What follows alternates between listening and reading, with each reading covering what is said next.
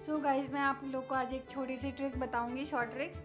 तो अभी मैं अपना पीरियोडिक टेबल पढ़ रही थी, तो मैंने इसको पढ़ा, तो मैंने सोचा आप लोग के साथ भी शेयर कर दूं। काफ़ी यूज़फुल ट्रिक है।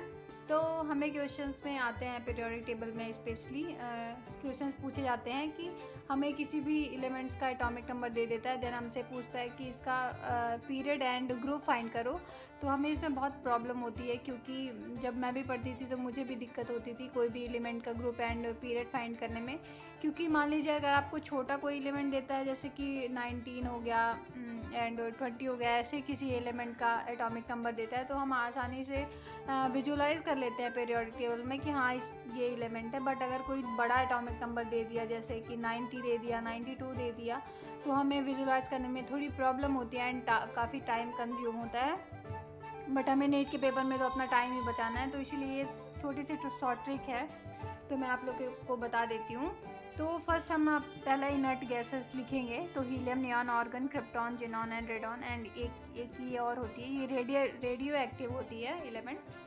सो हमें कोई एटॉमिक नंबर दिया कि अब ये एटॉमिक नंबर दिया है, इसमें आपको फाइंड करना है कि ये कौन से पीरियड का है। ओके, तो फर्स्ट हम, अगर मान लीजिए हमको दिया जेड इक्वल टू दिया 46, ठीक।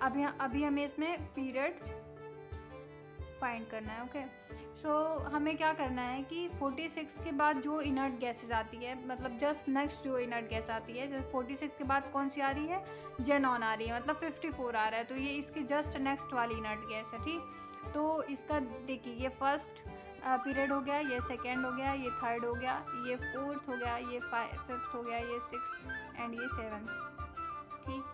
तो सेवन्थ हुआ। तो इसके बाद कौन सा पीरियड आ रहा है, मतलब इसके बाद कौन सी इनर्ट गैस आ रही है, जेनॉन आ रही है। तो ये कौन से ग्रुप से बिलोंग कर रही, पीरियड से बिलोंग कर रही है, फिफ्थ पीरियड से।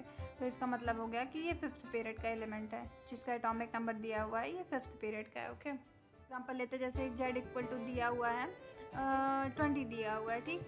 तो हमें इसके बाद वाली जस्ट नेक्स्ट वाली इनर्ट गैस देखनी है, तो 20 के बाद इनर्ट गैस कौन सी है, 36 है। हमें 18 नहीं लेना है, क्योंकि 18 तो 20 से कम है, तो हमें इससे बड़ा लेना है, मतलब इसके बाद वाली जो है, तो ये 36 है। तो इस 36 कौन से ग्रुप पीरियड से बिलोंग कर रहा है, फोर्थ पीरियड से। इसका मतलब है कि ये जो एलिमेंट है वो फोर्थ पीरियड का एलिमेंट है। हम ग्रुप फाइंड करना सीखते हैं कि क्वेश्चन में ये भी पूछता है कि आप ये कौन से ग्रुप से बिलोंग करता है। तो ग्रुप के लिए एक फॉर्मूला है, ग्रुप इक्वल टू होता है 18 माइनस डिफरेंस। ओके, तो 18 माइनस डिफरेंस, तो इसका हम एक फार्मूला मतलब एग्जांपल से समझते हैं। तो जैसे मान लीजिए हमें z इक्वल टू 46 दिया है, उसी का हम देख लेते हैं। तो z इक्वल टू हमें दिया हुआ है 46, तो अभी हमें इसका ग्रुप फाइंड करना है। ओके, तो हम ग्रुप फाइंड करने के लिए क्या करेंगे कि इसके नेक्स्ट वाली इनर्ट गैस देखेंगे, जैसे हम पीरियड में देखते थे। तो 46 के बाद इनर्ट गैस कौन सी है, जेनॉन है, जिसका एटॉमिक नंबर 54 है। तो हमें 54, ठीक, इसके नेक्स्ट वाली इनर्ट गैस का एटॉमिक नंबर है 54। तो हमें अब इन दोनों का डिफरेंस निकालना है। तो 54 माइनस 46 का डिफरेंस कितना हो जाएगा, 8 हो जाएगा। तो हमें फिर इसके बाद ये 8 इस फार्मूला में पुट कर देना है। तो 18 माइनस डिफरेंस जो फार्मूला है, तो 18 माइनस हम जब 18 माइनस जब 8 करेंगे, तो इसका हो जाएगा 10। तो इसका मतलब है कि जो एलिमेंट है वो 10th ग्रुप से बिलोंग कर रहा है। ओके, सो एक और एग्जांपल ले लेते हैं, जिससे अच्छे से आपको पता हो जाए। तो जैसे हम z इक्वल टू ले लिए 82, ठीक, z इक्वल टू 82 लिया। अब इसका हमें ग्रुप फाइंड करना है। तो 82 के बाद नेक्स्ट इनर्ट गैस कौन सी आती है, ये आ रही है, इसका एटॉमिक नंबर है 86। हमें 54 नहीं लेना है, क्योंकि 54 तो 82 से कम हो जाएगा, जो इससे ज़्यादा है उसको लेना है। तो 82 के बाद आ रही है 86, तो हमें 86 आ रही, तो हमें अब इन दोनों का क्या फाइंड कर लेना है, इन दोनों का हमें डिफरेंस फाइंड करना है। तो 86 माइनस 82, इन दोनों का डिफरेंस हो गया 4। देन हमें इसके बाद इस फार्मूले में, ये जो फार्मूला है इसमें पुट कर देना है। तो 18 माइनस 4 इक्वल टू 14, मतलब ये जो एलिमेंट है वो 14th ग्रुप से है। दैट्स इट, बहुत सिंपल सी ट्रिक थी।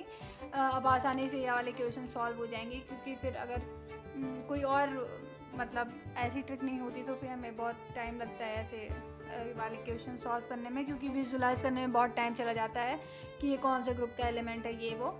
सो इसीलिए ये सारी ट्रिक्स हैं। So thanks so much.